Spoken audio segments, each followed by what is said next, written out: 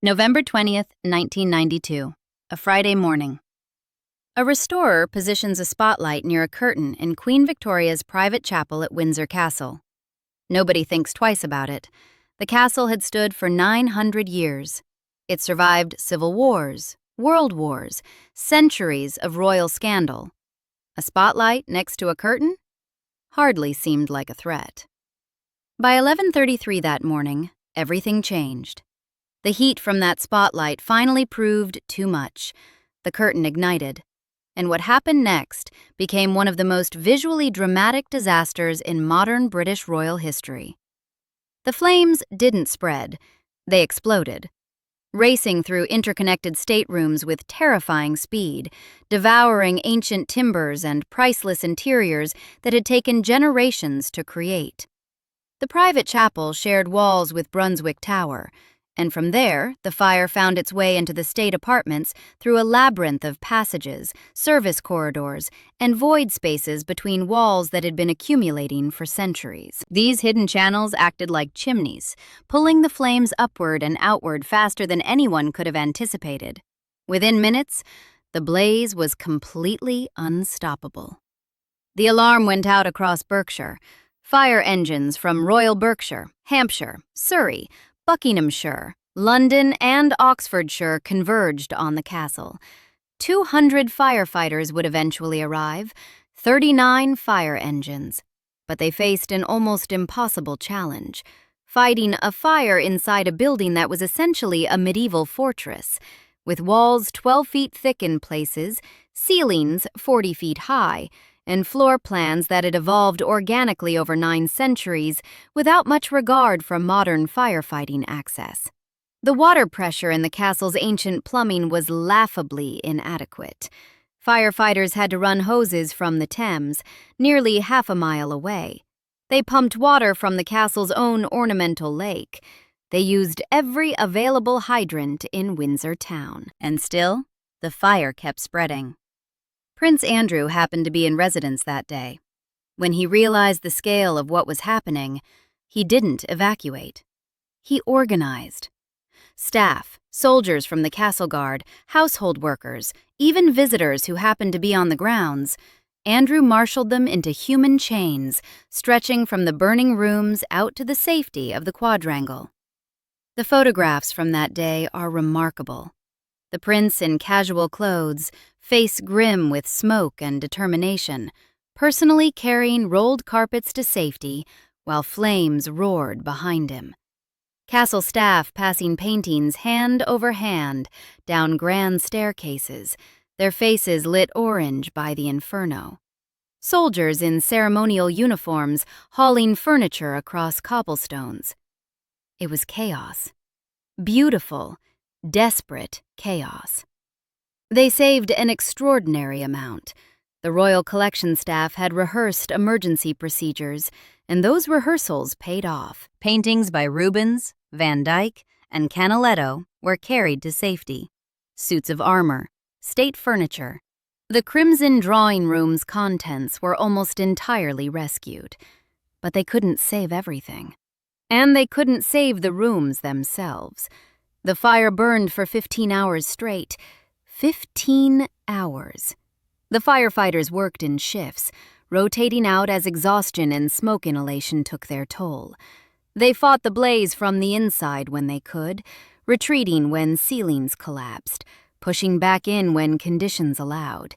They fought it from aerial platforms, pouring water onto the roof.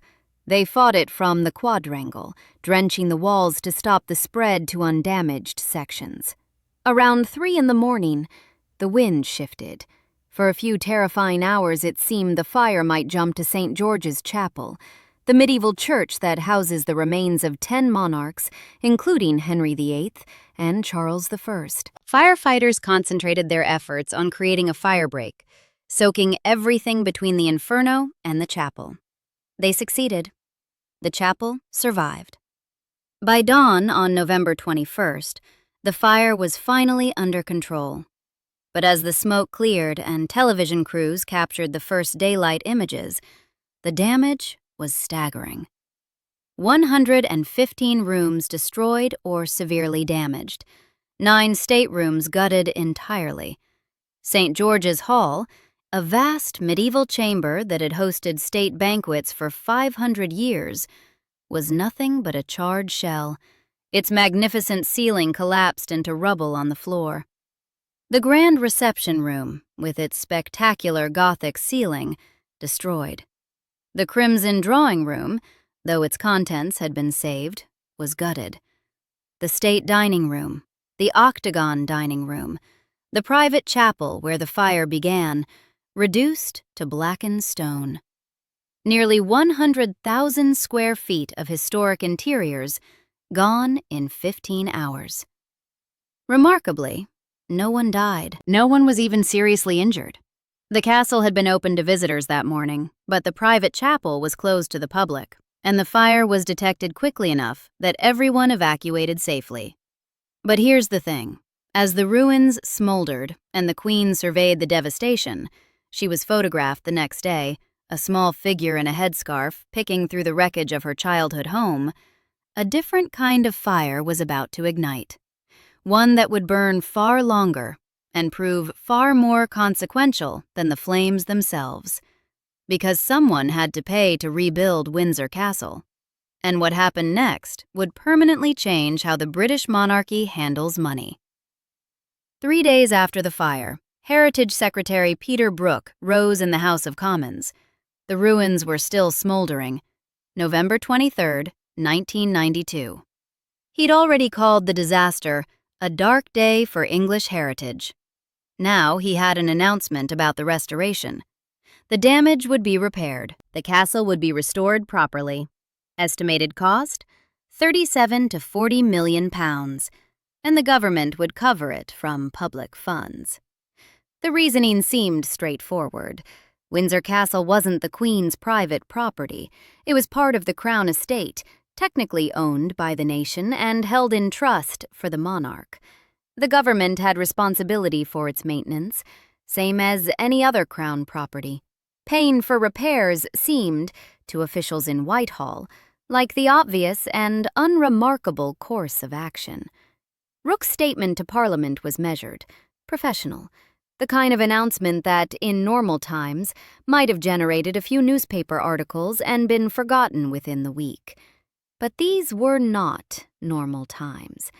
What the government failed to appreciate, spectacularly, catastrophically failed to appreciate, was what ordinary British people were experiencing in November 1992. To understand the explosion that followed, you have to understand the Britain that existed in late 1992.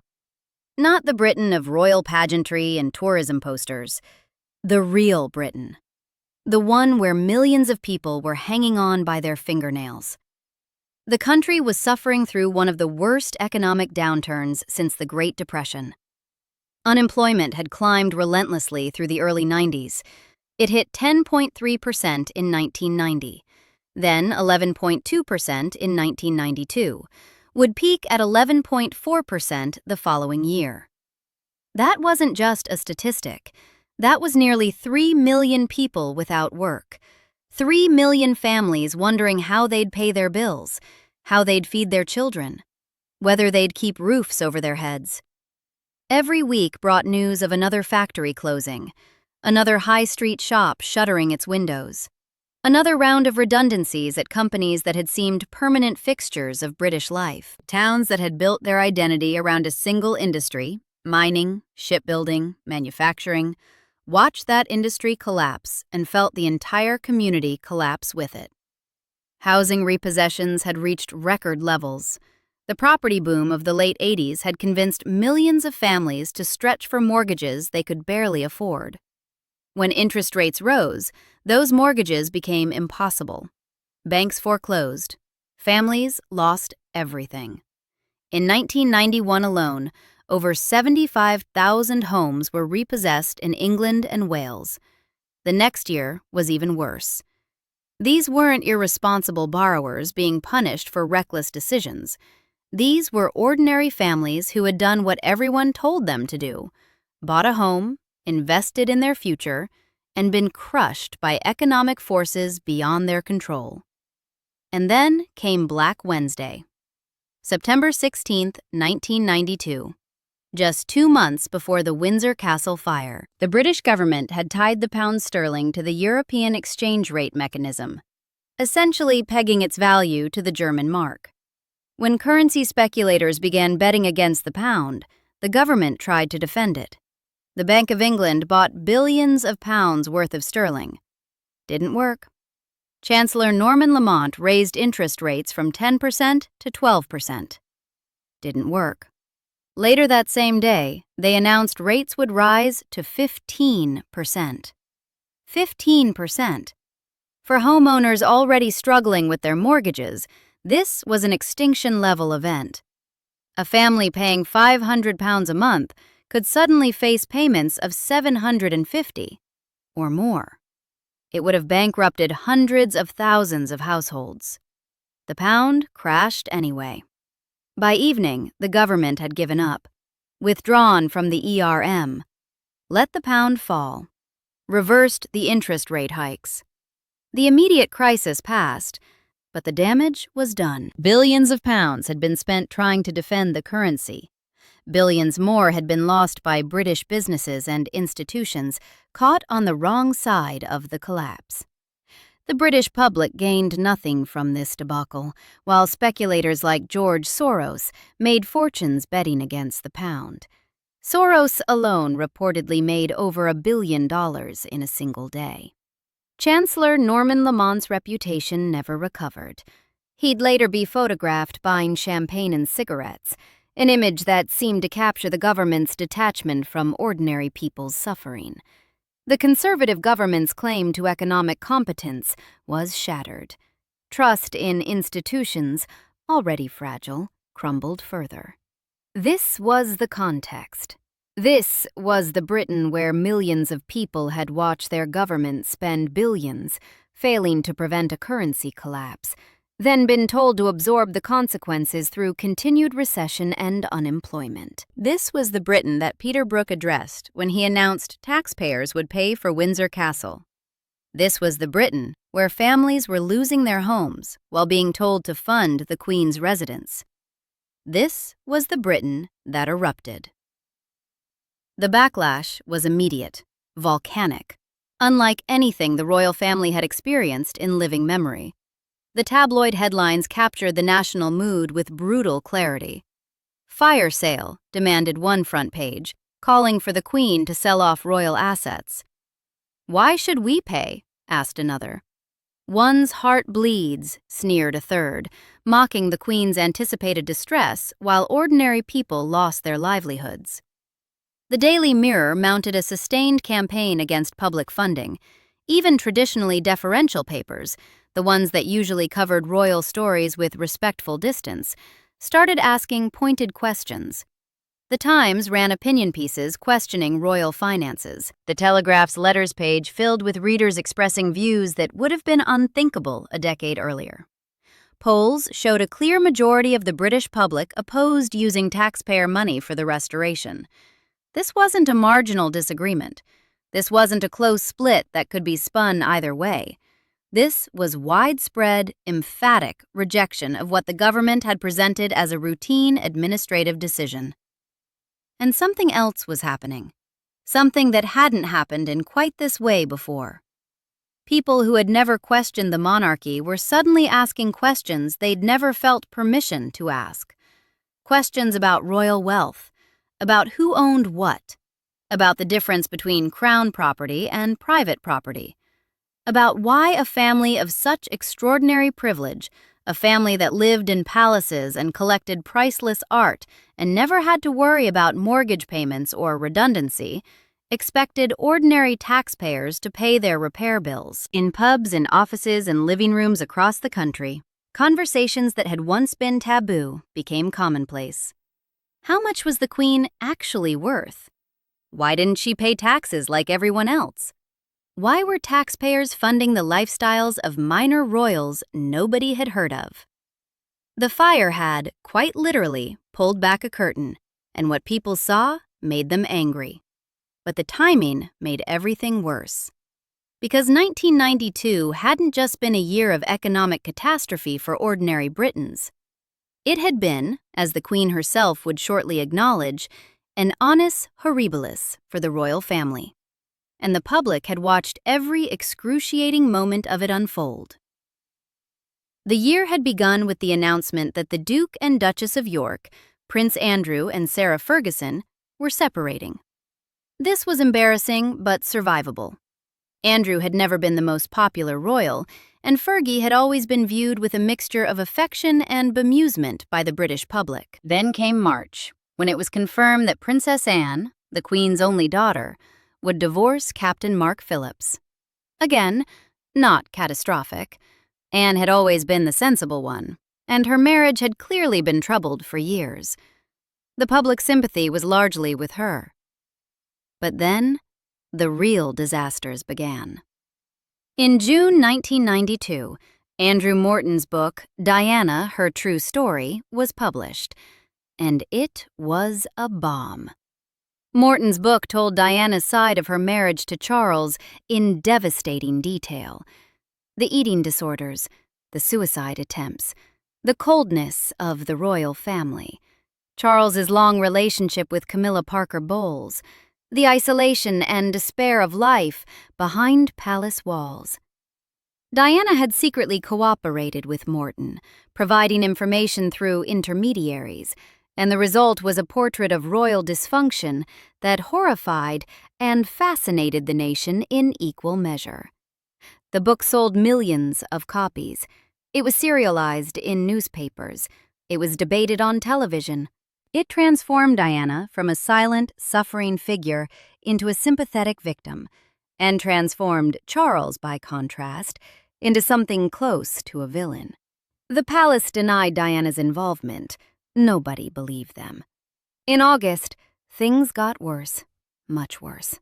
Photographs emerged of Sarah Ferguson, separated but not yet divorced from Prince Andrew, on holiday in the south of France with an American financial advisor named John Bryan. The photographs showed Bryan kissing Ferguson's feet, her sucking his toes. She was topless. Her young daughters were nearby. The pictures were published everywhere. They were on the front page of every tabloid. They were discussed on every chat show. The Queen, according to some accounts, learned about them while Ferguson was staying at Balmoral. The family breakfast that morning must have been interesting. Ferguson would later describe it as the worst moment of her life. For the public, it was evidence that the fairy tale image of royalty was rotten underneath. These were not dignified figures devoted to duty.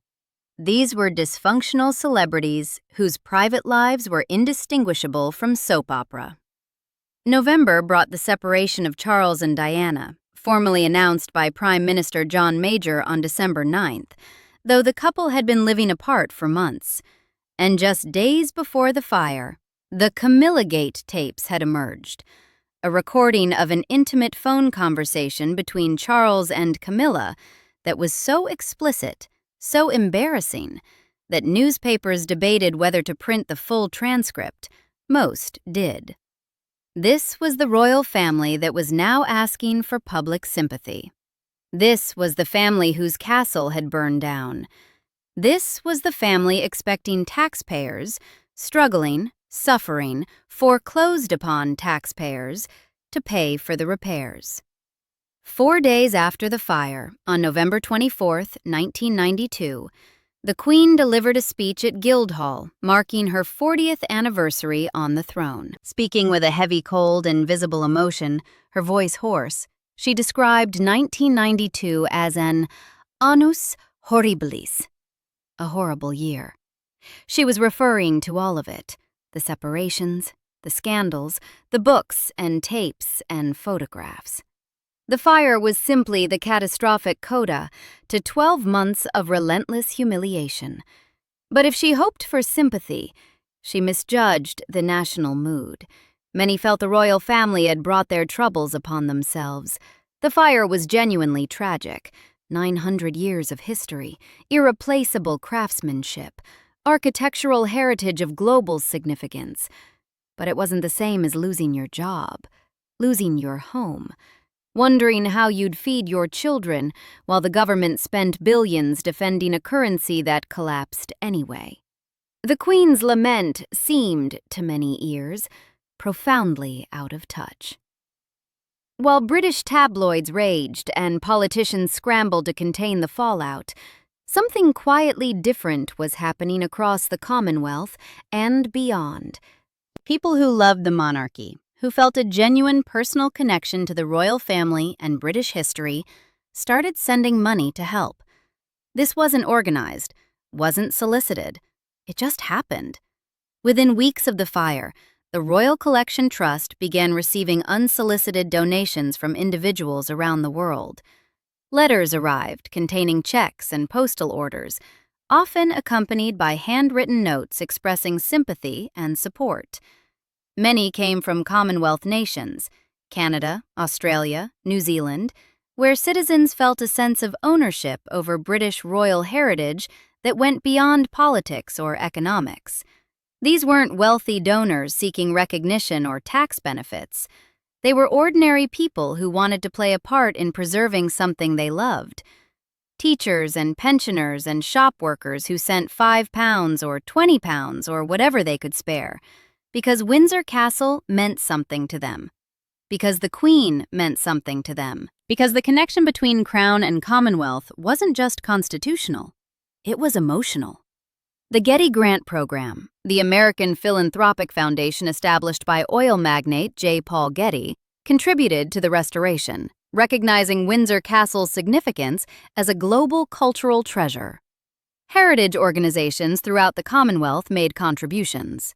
Private collectors offered assistance with the restoration of specific artworks and interiors.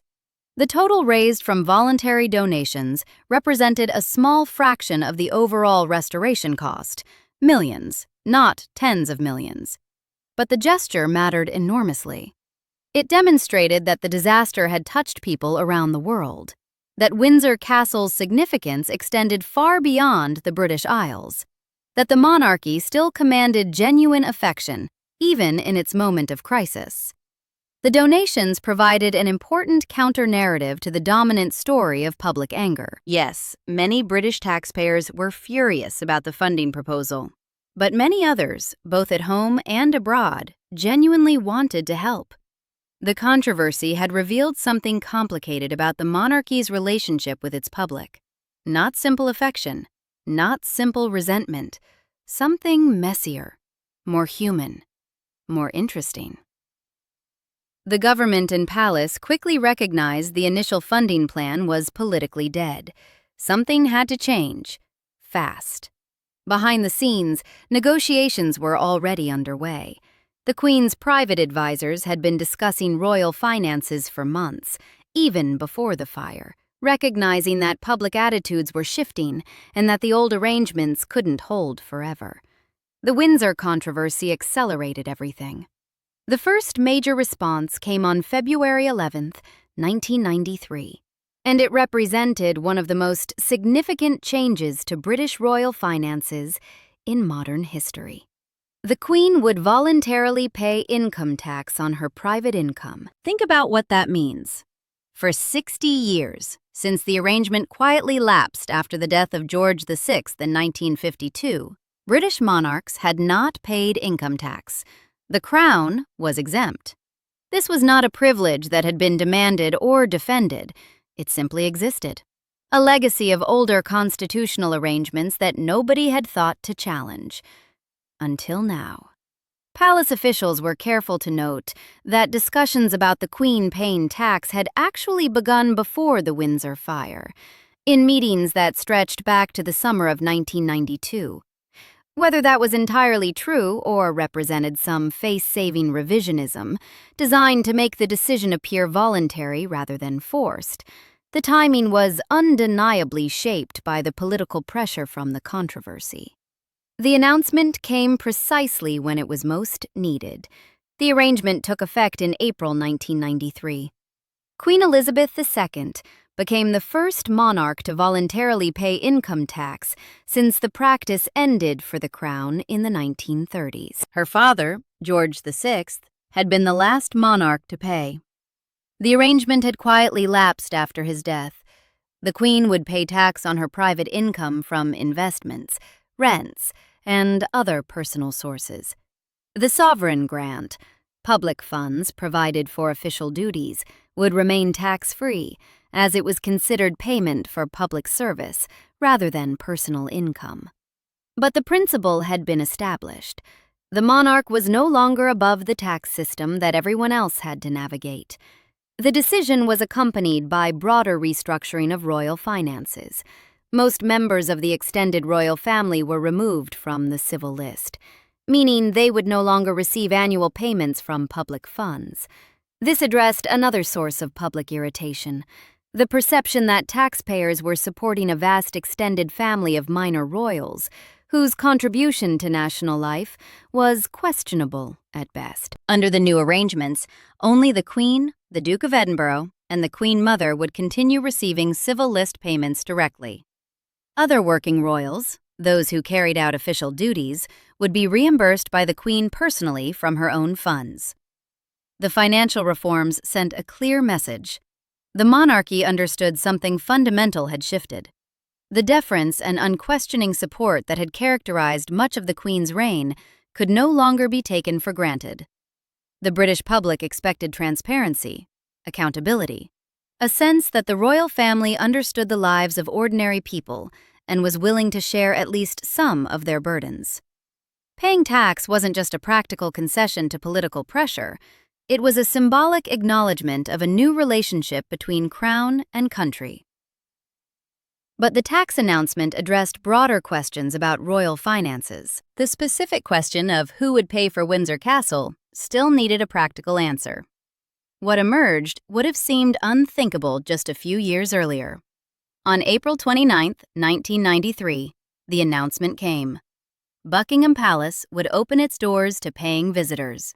For the first time in history, members of the public would be able to walk through the staterooms of the Queen's London residence, view the grandeur previously reserved for invited guests, foreign dignitaries, and state visitors, see the picture gallery with its Rembrandts and Vermeers, stand in the throne room where visiting heads of state were formally received, walk the same corridors that Queen Victoria had walked, that George VI had walked, that Elizabeth herself walked every day. The summer opening would happen while the Queen was at Balmoral for her annual Scottish holiday, a practical necessity since the building couldn't function as both a working palace and a tourist attraction simultaneously, and the revenue generated would go directly toward paying for the Windsor Castle restoration. Buckingham Palace opened to the public on August 7, 1993. The response exceeded all expectations. Visitors queued for hours, sometimes 3 or 4 hours, to walk through the staterooms. The picture gallery drew gasps of amazement. The throne room, with its elaborate crimson canopy, made people feel like they'd stepped into a fairy tale. The blue drawing room, the white drawing room, the music room, room after spectacular room of accumulated magnificence. Initial ticket prices were set at £8 for adults. Roughly 400,000 people visited in that first summer alone. The palace had hoped for 300,000. They were overwhelmed. The opening was supposed to be temporary, a 5-year measure to cover restoration costs, but it proved so popular, so lucrative, that it became permanent. Every summer, tourist who pays to walk through Buckingham Palace today is participating in a tradition born from the 1992 controversy. Every visitor who marvels at the staterooms, who photographs the throne, who buys a souvenir in the gift shop, is connected, however distantly, to that November morning when a spotlight ignited a curtain and changed everything.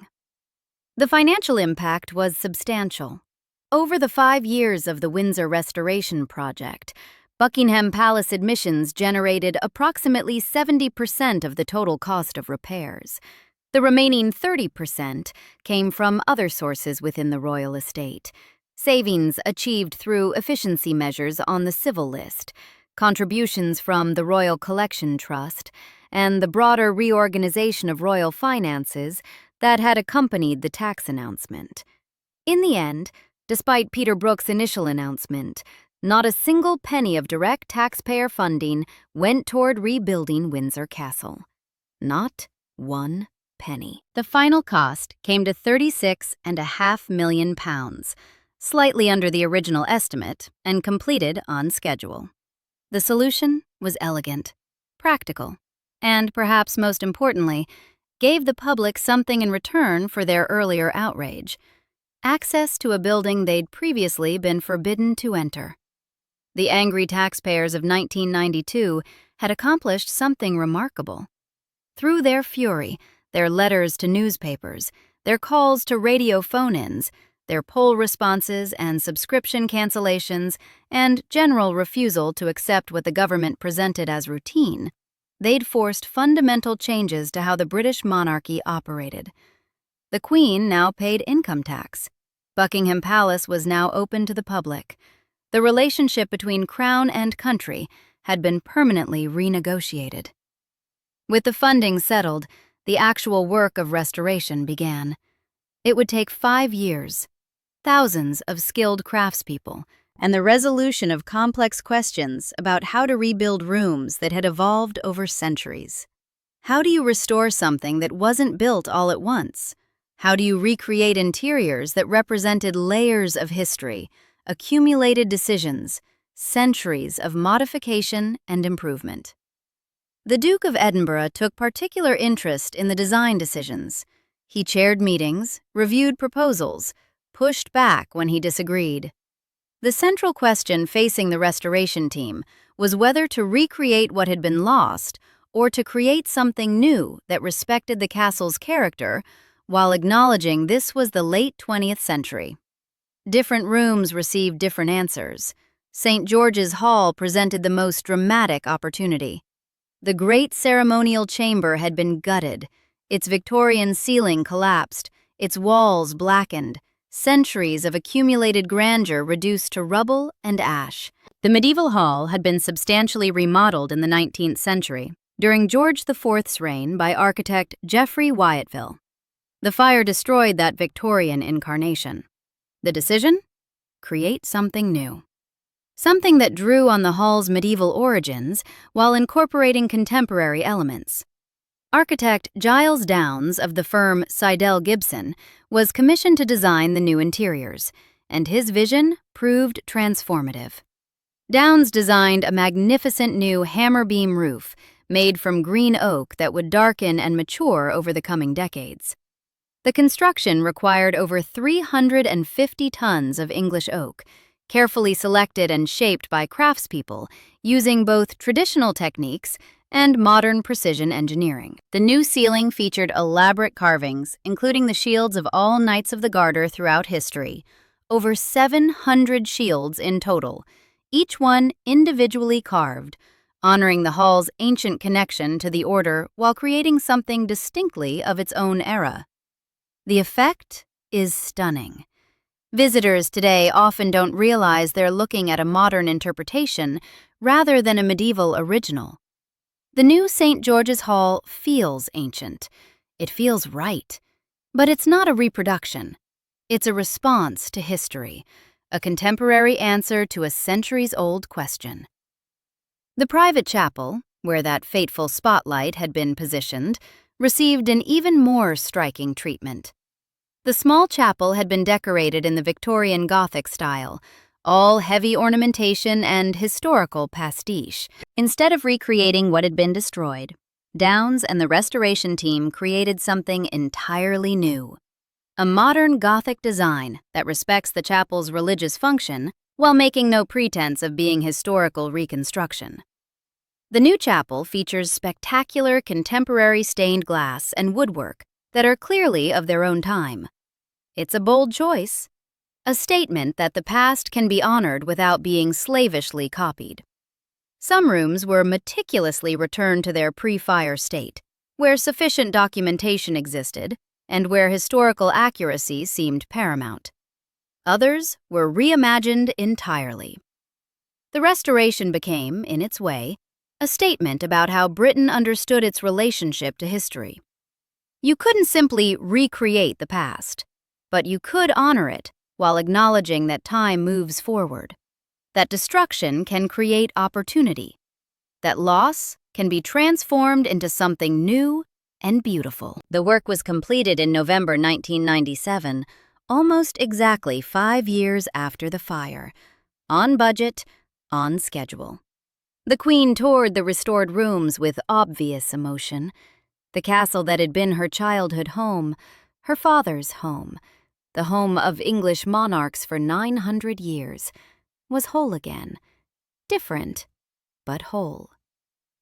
What's fascinating about this story isn't really about the fire, or even the money. It's about what happens when ordinary people say no. The British public in 1992 was struggling, exhausted, angry, betrayed by economic policies that enriched speculators while impoverishing families, watching their homes repossessed while their government spent billions on failed currency interventions, losing their jobs while being lectured about belt-tightening by politicians who'd never missed a meal. And when their government told them to pay for a castle owned by one of the wealthiest families on Earth, a family that didn't even pay taxes, a family whose scandals and soap opera dramas had dominated the headlines for months, they refused. Not through riots or revolution, not through constitutional crisis or Republican agitation, through letters, phone calls, poll responses, newspaper subscriptions canceled, opinions expressed clearly and repeatedly to anyone who would listen. And it worked. The monarchy adapted because it had to. The Queen paid tax because political reality demanded it. Buckingham Palace opened because the alternative was a funding crisis that threatened the very thing they were trying to save. The old arrangements, the comfortable assumptions, the unquestioned privileges, the automatic deference, couldn't survive contact with an angry public. Sometimes the most consequential changes in history don't come from parliaments or proclamations. They come from millions of people, individually and collectively, simply deciding they won't accept what they've been told to accept. The 1992 Windsor Castle fire destroyed 115 rooms. But it rebuilt something too. A new understanding between the crown and the country. A recognition that even the oldest institutions must answer to public sentiment. A precedent that continues to shape royal finances today. Queen Elizabeth paid income tax for the rest of her reign. King Charles continues the practice. Buckingham Palace remains open to summer visitors, generating millions in revenue for the Royal Collection Trust.